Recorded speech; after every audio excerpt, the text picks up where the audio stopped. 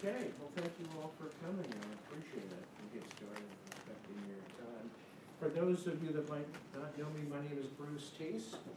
I teach primarily CS courses, undergraduate courses, but also teach database. I've taught 488 a number of times. And Tom, I've got in 532J, the introduction to the programming course. And there used to be a security course in SLIS that I taught years ago during the summer. And it kind of went by the wayside, and I hope we can resurrect it and have an ongoing offering for those of you that might be interested in security. So, I appreciate you coming, and it's a great topic to talk about. I'm teaching a security course this semester, as a matter of fact, for undergraduates. And there's always so much happening in security. You know, every day there's something going on, and it's really kind of fascinating stuff. So, I hope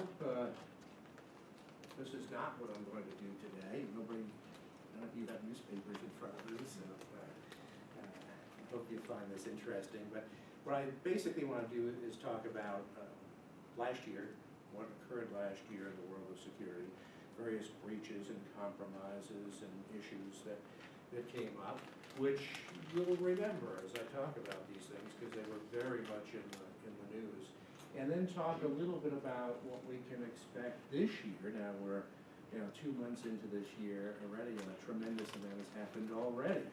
So I think some of the predictions that we'll see have come to pass already. So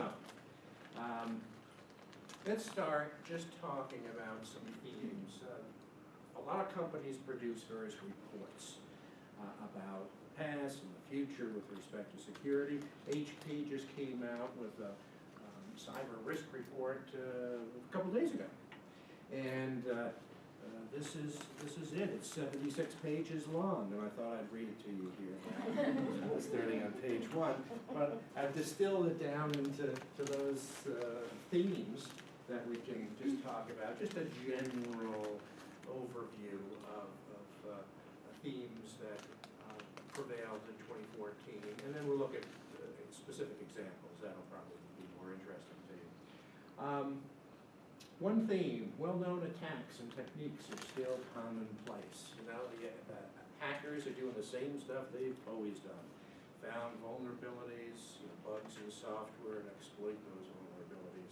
And what's interesting is they're still doing it to software that's been around for a good long time. Windows, Adobe, Reader, a lot of Java stuff, and still finding bugs, still exploiting them, still breaking into systems.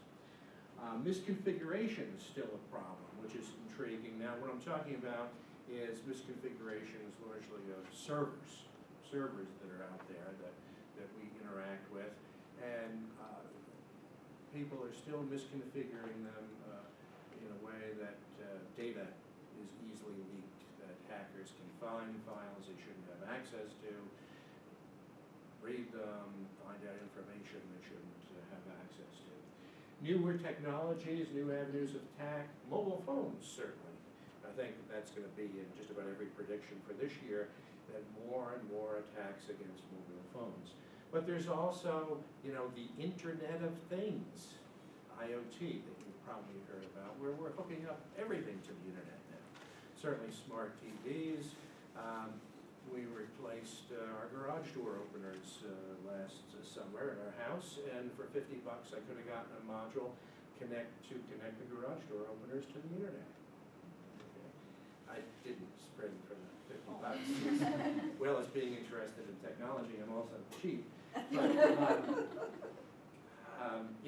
I just didn't see the utility of being able to open and close my garage doors over the internet.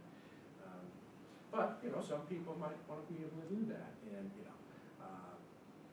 all kinds of things that we're hooking up to the internet now, entertainment systems, and all kinds of devices in our houses that are all ripe for being hacked, for being exploited, for being controlled by someone else.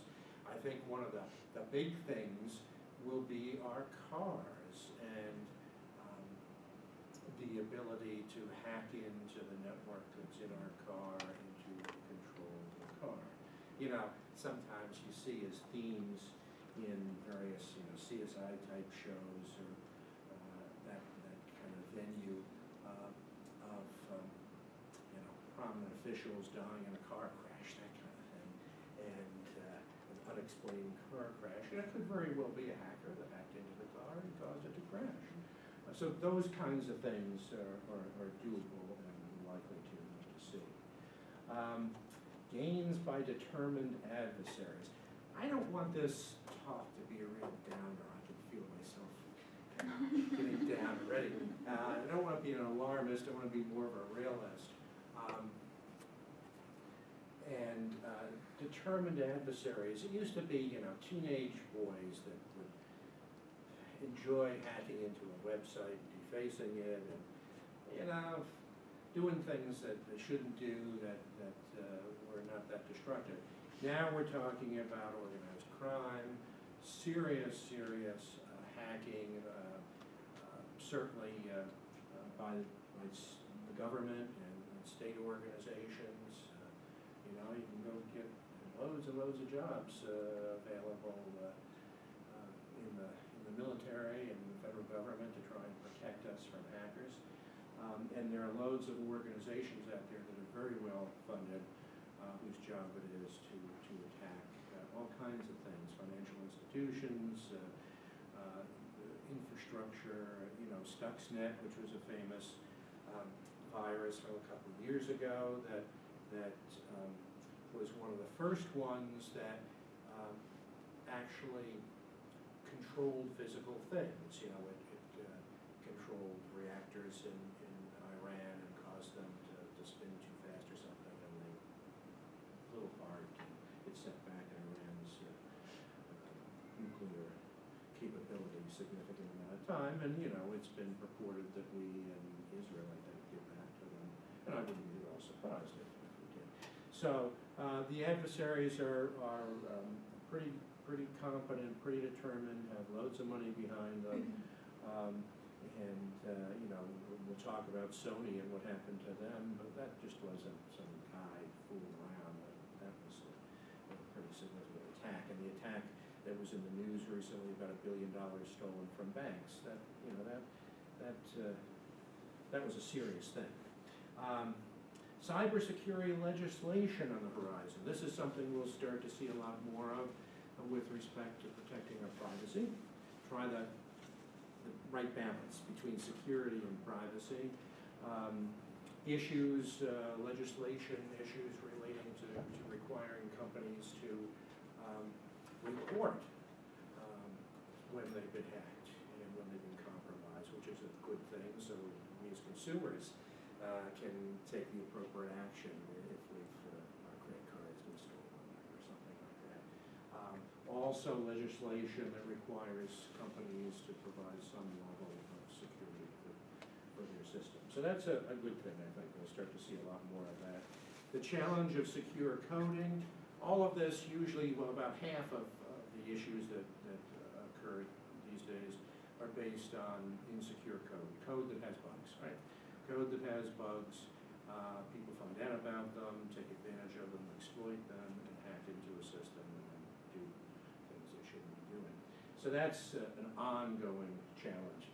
Maybe I shouldn't advertise myself so much as a Windows person, but a couple of weeks ago on Patch Tuesday, there were 20 patches to Windows, most of them security related. We'll start to see a lot more of that with Apple products this coming year too.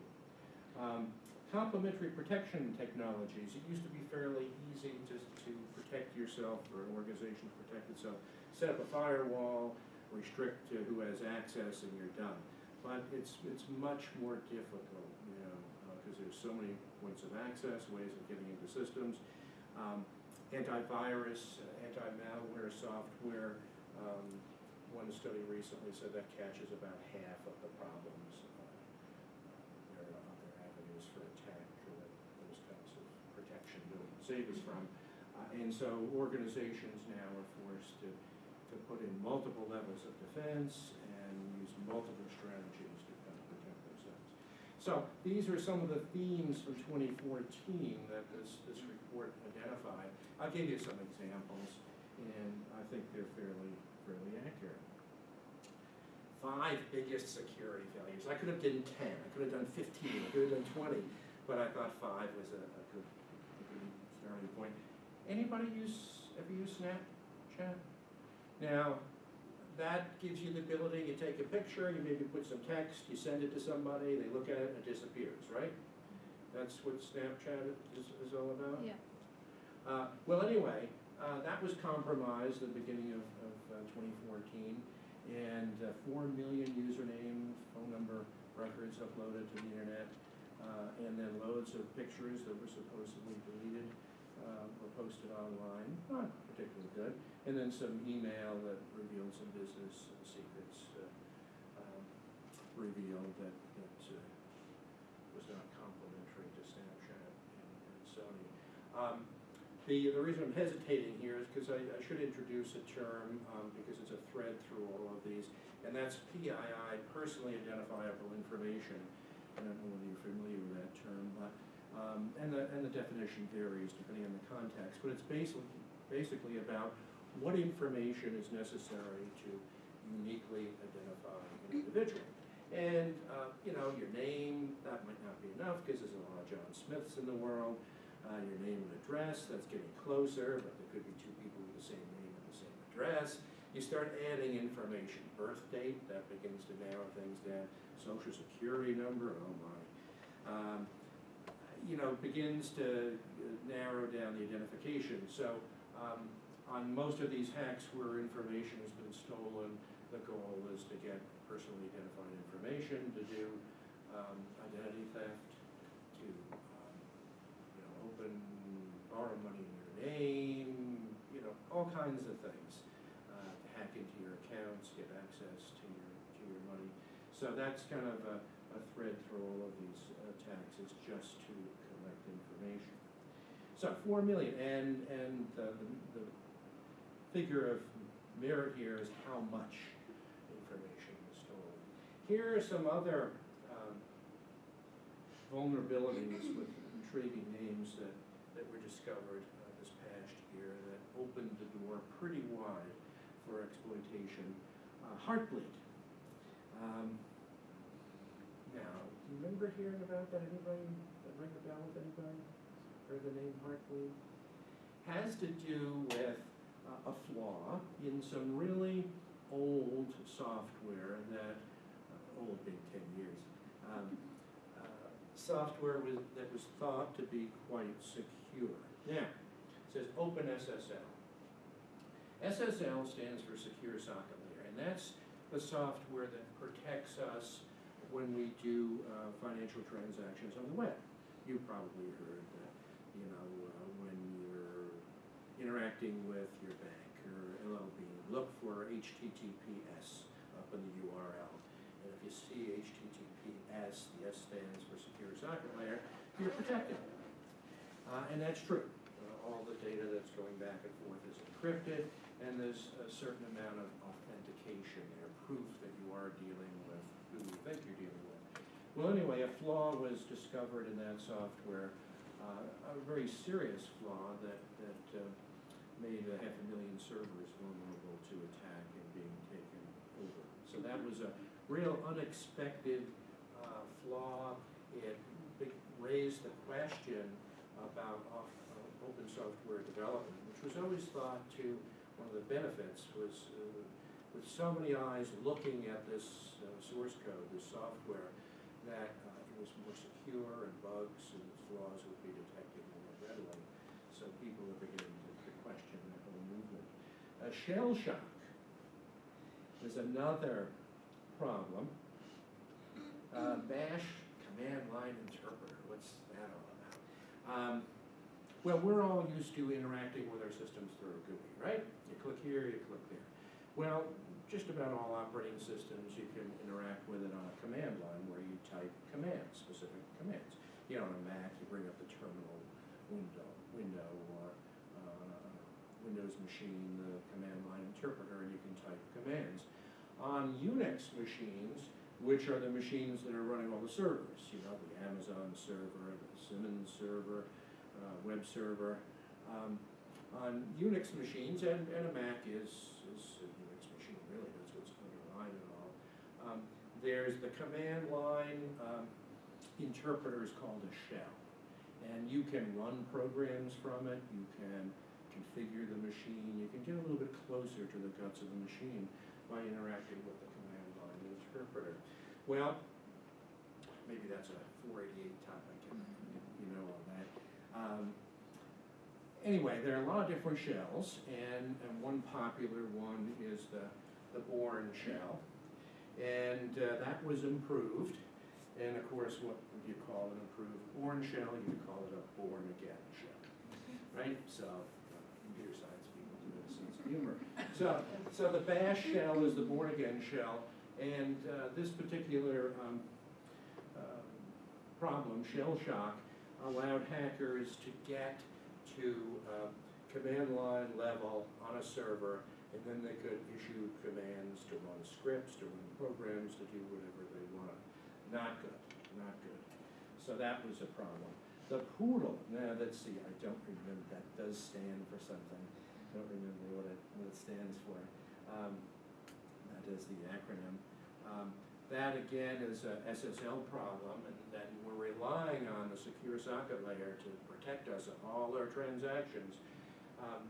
This was a vulnerability that allowed a third party to steal cookies. You probably know about cookies. Cookies are used to kind of save the state of your transaction. So you log in once and you fill up your shopping cart, and all this information is kept in cookies to kind of have a session for your shopping experience. And well, people could steal those cookies and steal your login information and then log in as you, which is not a particularly good thing to have happen. So that was another. So these were serious vulnerabilities that were uncovered this past year. Remember September, when Apple had a little bit of problem with storage on their iCloud, when pictures, private pictures of actresses were stolen and posted on the internet, which they didn't really want to have happen. And that was a serious breach of security on Apple's iCloud. It was not quite all of Apple's fault, although it was a little bit. Basically, the hackers bypassed the security by social engineering attacks to get usernames and passwords and personally identifiable information. You know, it's not that hard if you know somebody to kind of guess as to what they might use for a username or a password, or looking at their social media accounts and, you know, finding out information. These people that do this kind of thing are pretty expert at it, and will put the time into trying to find out information. And so, you know, they found out usernames, passwords, hacked into accounts, then used some special software that would download backups that are automatically done of our iPhones and iPads. Backups that take the entire contents of an iPhone and put it up in iCloud, and use special software to do that and to download it and then pull out the photos and post them. So that was not a very nice thing. Remember that in the news in September time, you know, all these poor people were somewhat embarrassed. Home Depot, anybody get caught in that? Now, you know, I've been teaching security for a long time, and, you know, maybe 10 or 15 years ago, nobody in the class, certainly nobody in a class, nor anybody they knew, had ever been subject to any of these things. Nowadays, usually at least one person in the class got caught in one of these. So I'll ask rhetorically whether anybody has been caught. Home Depot, or Target. University of Maryland. Oh, University of Maryland. Even though I was gone for years and years and years, my data was in my system. Yeah. Home Depot, I hope I wasn't caught. I'd buy things at Home Depot. Yeah. But their payment systems are breached, and part of the problem with this is that the time between when the attack occurs and when it's discovered, and how much data is wiped in between. And 5 months worth of data can be significant. 56 million credit cards and debit cards, expiration dates, the number on the back of the card, the CVV. You don't want that stolen on you. 53 million customer email addresses. And this is a kind of a theme when companies have partners, other organizations that work with them, suppliers of merchandise, or other types of relationships. If their partners' systems are not secure and can be broken into, that's an avenue into, in this case, Home Depot, and that's how hackers got in through a vendor. And installed malware, that's software that does bad things on self-checkout registers, so I guess I'm not going to get one of those anymore, and steal your credit card information. So I'm missing a dollar sign here, but we're costing $50 to $100 million plus for Home Depot to clean up after that mess. Now, one thing we can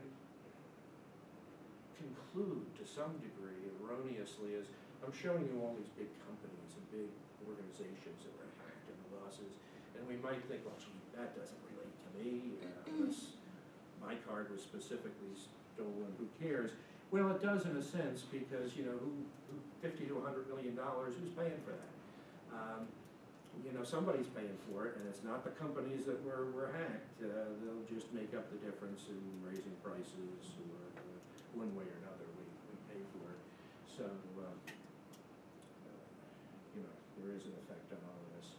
Sony, remember that, terrible, terrible, terrible. Guardians of Peace organization claimed to steal 100 terabytes of data. You probably have a feel for what a terabyte is. It's 1,000 gigabytes, and that's a lot of data. And a lot of stuff was stolen, and they didn't know about it until suddenly on their screen appeared a skull saying that they were hacked. But social security numbers, that always alarms me when those are stolen, and we'll talk more about that later when we talk about Anthem. But actors and executives' social security numbers, emails, passwords, security certificates. Security certificates, I don't know if you know what those are, but security certificates are used to authenticate. And that means, for instance, if you want to have a financial transaction with LLB, for instance, you would like to have some assurance that you're really interacting with, you're really placing an order through LLB. And the way that's done is they have a special digitally encoded certificate that has been approved by or issued by a third party that authenticates them as really being LLB. And that's exchanged with your browser when you place an order, and you have some assurance that you're really working with LLB. So those are bad things to lose and to have someone get them. Unpublished scripts, financial legal information, and then of course movies themselves that haven't been released. And we all are familiar with the whole deal with the movie Interview and how threats were made against this country, movie theaters and Sony, that if it was released, great harm would come to them. And around Christmas time it was held back, and then it was eventually released. That was a serious hack. These compromises are kind of elevating the seriousness. We're entering into a new period. At first the FBI thought they came from North Korea, then kind of backed down and said it was from some hotel room in Thailand. Who knows? But $100 million down a drain to recover from that. Sony has had their problems because they had, a couple years ago, hackers shut down their PlayStation network for a while. And that was not a good thing, and lost 77 personal information records, 77 million, and that had cost them $170 million. So not good. So those were my top 5. Here's a bunch of others that are, some of these are even bigger breaches. eBay lost 145 million records on people. JP Chase, Morgan Chase, 76 million, and so forth. It's interesting to see. There's Home Depot we talked about, One Healthcare System, Michael's Stores. What's Michael's Stores sell? Those people that sell craft type things? Yes. So even a store like that's going to have records being stolen, and this is not good. Neiman Marcus, $1 million. Goodwill Industries, Postal Service, 800,000. So, that all costs people money. And anybody this past year have done business with an organization that was compromised and you had to get a new credit card or a new debit card? Oh, you're no fun. My debit card was actually stolen. I don't know if it was the result of one of those, but I had to go through the whole reclamation process. Oh, really? That's not good with debit cards. Was much money taken out of your It account? was, well, it wasn't much. It was like a couple purchases from, the thing was it was for computer equipment, so they thought it actually might have been my purchases because I buy computer stuff, but Yeah. it wasn't, so, yeah. Yeah, there was a problem, I guess, at Shaw's this past year, and I got a letter from the bank saying Shaw's had been compromised, and the letter said, get a credit report, monitor what's going on, and and this should be your reaction too. No, you go and you get a new debit card with a new number, or a new credit card. You don't let it just hang out there and hope that charges aren't made. So I went down to the bank and asked them for a new debit card, and they said, okay, we'll give you a new debit card. And they gave it. But each of these, compromises, whether it be debit cards or credit cards, issuing a new card costs money, giving people fraud alert capabilities on their credit ratings, it all costs the companies money. So I don't want to bait and switch here. I think in the advertisement for this session, I made overtures towards saying how to protect yourself. Probably wouldn't have time to do that, but I've learned some things over the past years. I hardly ever use my debit card anymore. I used to use it for grocery shopping, just because it was more convenient than cash. And figured I could monitor that more closely. Decided I'm not going to do that, because you expose yourself too much with a debit card. Someone can take all your money, and it takes a while to get back. Credit card, you don't have that level of exposure. You haven't paid the bill yet. So I don't use my debit card for anything. I use the credit card more. Okay. Oh, ransomware. This is fascinating. Now, anybody know of anybody that got caught by this one? Yeah, I worked at Micro Center for like the last 6 months, and I had tons of customers come in with Crypto Locker and a couple other people who were getting emails spoofed from Malwarebytes saying that they had to pay $300 to get the premium program, and each and every one of them fell for it. They paid $300, basically at gunpoint with their computers, until we fix it. Yeah. So you naively download something from an email message and execute it, and basically it encrypts all the data on your hard drive. Okay, encrypts all the data on your drive, which means you can't read it anymore. You can't do anything with it, and then gives you a message that you got to send a couple $100 off to somebody, and they'll decrypt it. They'll make your hard drive accessible. And so, more than a quarter of a million computers, half of them in the U.S. were hit by this. $27 million in ransom payments made in the first 2 months that this came out. There's been follow-on. So it's easy to get caught. That's a nasty one, because it makes your computer useless. All your data is encrypted and inaccessible to you until you pay some money. So in You said Micro Center you were working at? And people came in with their machines in this state, Yeah. and what could you do? They basically had to buy a new hard drive or get a new computer. And a lot of the people also don't understand that backing up your computer is necessary all the time for multiple areas. Yeah, because that can be a response, you say, oh, you know, heck with it, I got to back up, hopefully before it was encrypted, restore it all to your machine and you're okay. But like also explaining that 99% of problems are user error. That they click on a website they shouldn't have, or Yep. if they wanted a free song on a website and then they're done. And then done, Yeah. new history. Yeah, nasty, nasty. Okay, I gotta move along here.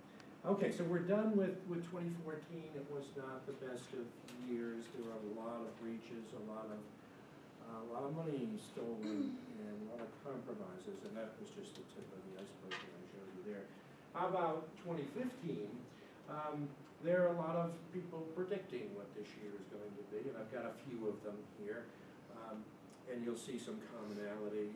Some of the differences based on perspective, you know, what audience they're thinking of with respect to threats.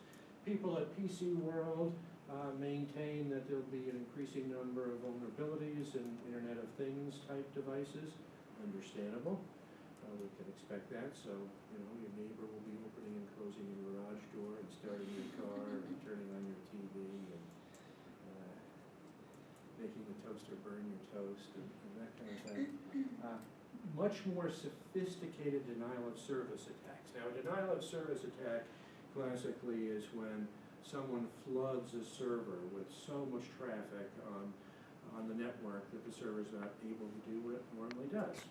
And they've gotten more sophisticated. Now it takes, you know, thousands of botnets to launch, or thousands of machines in a botnet to launch an attack on a server and shut it down. But there are more sophisticated approaches that are being put in place to launch these kinds of attacks where the source of the attacker is not easily identifiable. You know, for people who want to shut down a business, they can do it that way, or make a political statement, shut down the White House website or something. They can do it with denial of service attack. Social media attacks, certainly. Stealing credentials, posting content, all kinds of things going on there. Mobile malware, we're going to see that prediction and everything here. Our phones are going to be more subject to hack. Third-party attacks, trusted partners. I mentioned this with Home Depot. Someone you're doing business with, their systems might be compromised. How about semantic? What do they say? Again, Internet of Things, that's going to be the big thing. Mobile devices, machine learning, big data approaches to taking massive amounts of data for both purposes, for protecting ourselves, for identifying patterns of behavior out there on the internet that are suspect and might be an attack. More of that deep analysis is going to be done. Privacy continue to be sacrificed. Ransomware scams, the crypto locker. More data leaks. I mean, we're just show you the few that have happened this year already. Data is just going out there at an incredible rate. Denial of service attacks continue. User behavior. The bank attack, the $1 billion that was stolen from banks that was just reported the last month or so, that was an interesting one because that was done over time where the attackers installed software to monitor what bank employees did on their machines and how they did it, and to see what programs they run, how they conducted various transactions. And then what the hackers did was impersonate a bank employee after learning about their behavior and transferred money to their own accounts,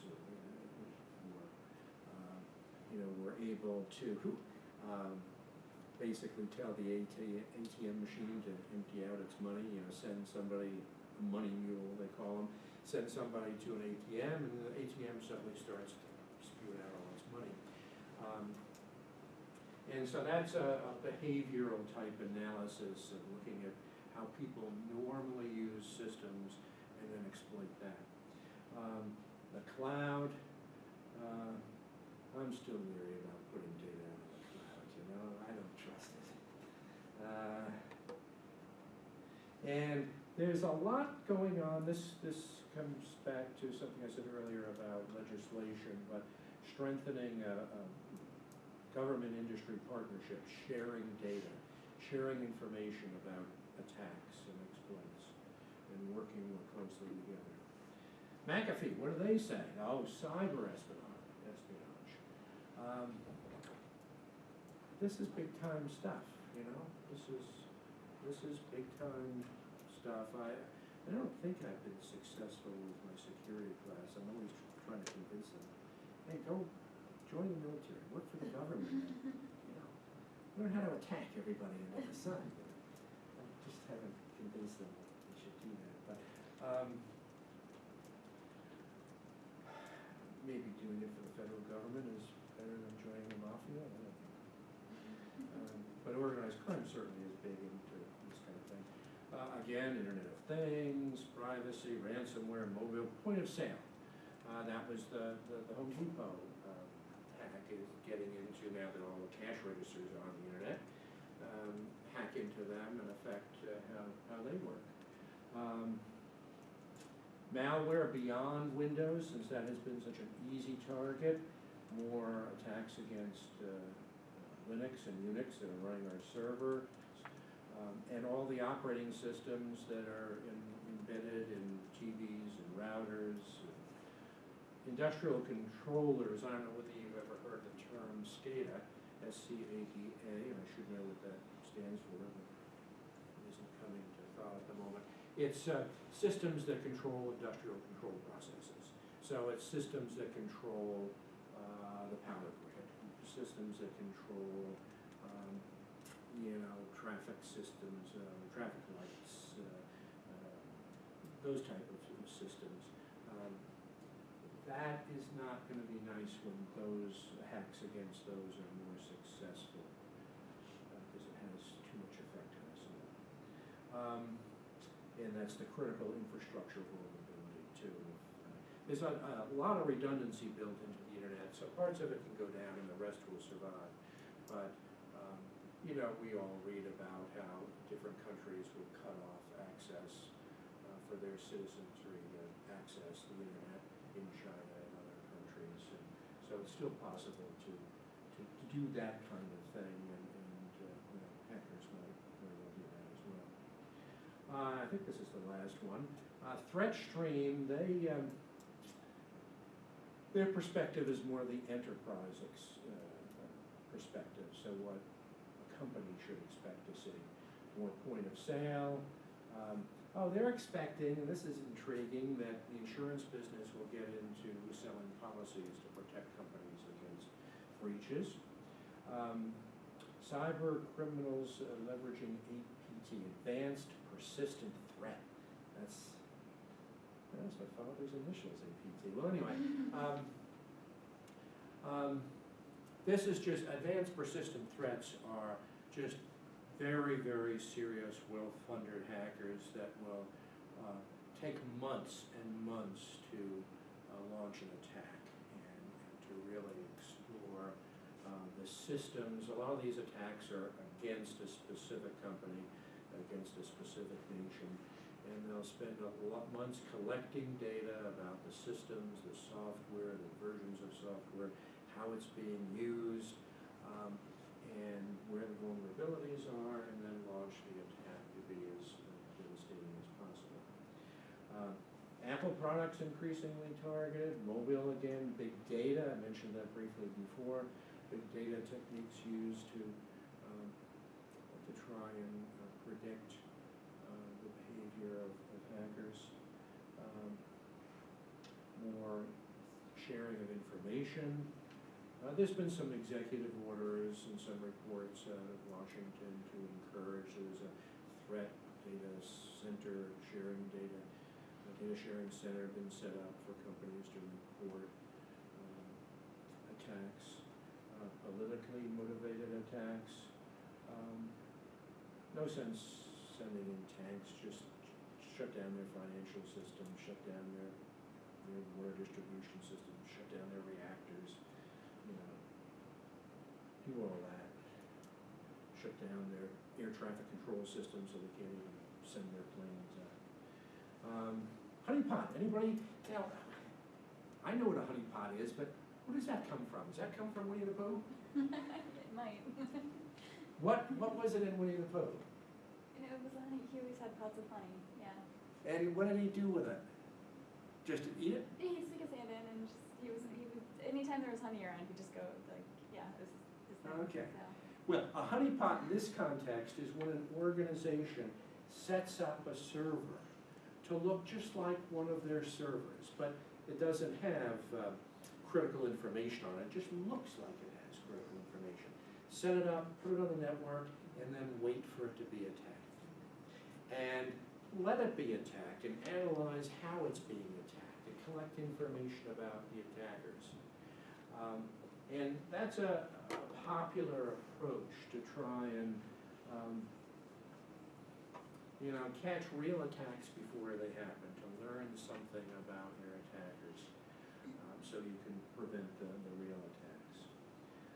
And then there's the threat sharing and collaboration, which I mentioned before. Oh, okay. 2 months into the year, what's happened already? This is an interesting program, malware for Android phones, which are all over the place now, that makes it possible for the attacker to control your phone even when you think it's off. It's not really off. You go to power it down and you get every indication that it has been powered down, but it hasn't. And the attacker can still control the phone, take pictures, listen in on anything you might be saying. That's an intriguing piece of malware. Oh, Superfish. That's been in the news lately. This is an interesting one. Lenovo, who produces a ton of PCs these days, put Superfish adware on their PCs, and the intent was for that adware to monitor what sites you're visiting, analyze the data that's coming back, even images, and then present ads to you that relate to what you're looking at. We're used to that to some degree now. But this was done in a way that is very questionable, without getting into too many of the details. Basically, the approach that the writer of the software took was to violate the trust between you and whoever you're dealing with. Basically, the adware gets between you and who you're browsing and captures everything before you sees it and then does something with it, promoting ads. But it could do much worse, and it violates the system of trust that are set up between two parties through certificates. It gets around the authority of the certificate issuer, and it just destroys that level of confidence that you're dealing with, who you think you're dealing with. And so that was put on a ton of machines, and they eventually got caught. They stopped installing it on machines, but it's a level of attack or imposition that really haven't seen before. And there have been follow-on products that do the same kind of thing. So, when we buy a machine now, it comes with a ton of software on it, right? Nowadays, when we download something that we want, we all get used to clicking yes, yes, yes, yes, yes, yes, without reading what we're clicking yes to. But nowadays, what usually you see is you go after a product that you're interested in, but you're asked, do you want this? Do you want that? Do you want the next thing? Before you get the product you're really downloading. And I got caught doing that. I just clicked the yes without paying attention, and suddenly see my machine is full of stuff. A lot of people these days, they're really security minded. If you buy a machine that comes with all the software installed, wipe it all out, because you don't know what's there. You have no idea what's there. And reinstall the operating system and all the applications you want. Because you have no idea. Now this is an interesting one, SIM cards. You know about SIM cards, a little card that's in your phone that has all kinds of information on it, at the very least, information that, or contact list and information that we put in. But it also has information that encrypts the flow of data between your phone and the destination. Well, anyway, people that make those cards, a company in Europe makes most of them,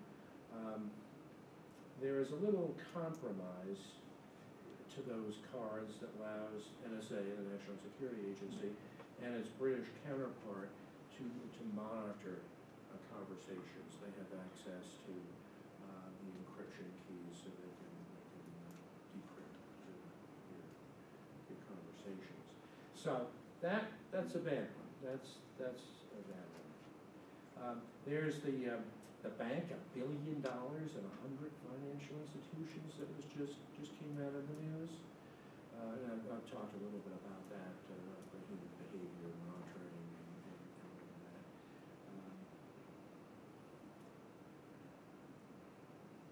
I don't know who pays that $1 billion, but I guess we not good. And is it pronounced Anthem? The big data breach with the healthcare company that's just coming out of the news. This is a bad one because 10 to 80 million, I've seen figures in that range, records stolen. And the Social Security number is a tough piece of information to lose. If you lose your credit card number, your debit card, you go get a new card, and that's the end of it. You lose your Social Security number, you can't get another Social Security number very easily. It's almost impossible. So when your Social Security number is stolen along with your name, we're subject to identity theft for the rest of our life. And that's not a particularly good position to be in. So this one is a real serious one. That amount of data and the data that it wasn't stored encrypted, the hackers just got in there and just copied it all. We'll see a lot more about that, I think. And on the news, just the nightly news the other night, one of the stations was reporting about 1 million of those people from Massachusetts. And I don't know the hierarchy of healthcare organizations and the relationship between Anthem and Blue Cross Blue Shield, but there is some kind of relationship. So we'll have to keep an eye on the Blue Cross Blue Shield if you have healthcare through them to see if they have anything to say about this to protect us. So we've gotten off to a good start this year already with tremendous hacks. Oh yeah, my references are all hidden so you can't see them. Sorry about that. Just articles out there, trade publications and so forth. But the piece, how do we protect ourselves? What are we going to do? I'm going to get more aggressive on passwords. A few years ago, my wife said, what are our passwords for financial accounts? I told her. She said, anybody can guess that. Use the same password. So she eventually sat me down and said, we're going to change these. So I started using a password manager. KeyPass is on all the machines here. That's a reasonable password manager. How many of you use a password manager? Anybody? Well, indirectly, because my husband does. I rebelled against using it because I didn't want the inconvenience. Password managers, you store all your passwords in one place. You protect them with a super duper password. And they live in the cloud? I don't like the cloud idea. I'm not going to do it in the cloud. I want to store it locally because I don't want it out there. And yeah, I'm sorry, I'm reaching one, so if anybody has to go right ahead. And you cut and paste, basically. Go to log in, you have your password manager running. You go to log in, you're presented with the username and password, you just cut and paste. And I find that easy to do. Now, I don't mind doing that. And we made some reasonably secure passwords. I think I'm gonna revisit that and reasonably secure. We came up with things that we thought that no one would ever be able to guess. Okay? If we can come up with them, someone else can come up with them. So most of these password managers will generate a random password for you. Very big, long, random password. That's secure. So I think switching over to that might be a good idea. The one thing that again, my wife, she's smarter than I am in so many ways. She said, where are you storing that password file? I said, it's on my computer. She said, no, I store it. She's right. I gotta store it on a USB stick and then lock it up. Okay? Inconvenient, yeah, I have to take it out, plug it in the machine, whatever I want to do it. But I won't have the passwords on the machine. What else? We've gotten serious about backups. We're backing up everything every day, every month, twice. Backup drive goes in, well, I've gotten lax on this. Backup drive goes into a safe deposit box. Used to do it every quarter, now I do it every 6 months. I probably should do it more frequently, in case the house burns down. You've got the backup in the safe deposit box.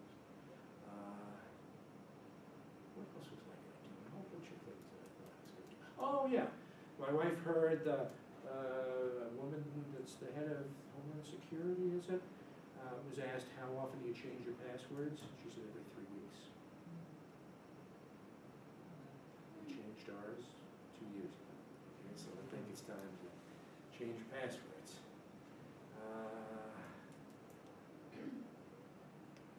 Restrict use of a debit card, forget, I'm not going to use that anymore. Credit cards. Oh, one thing, have any of you used virtual credit card numbers?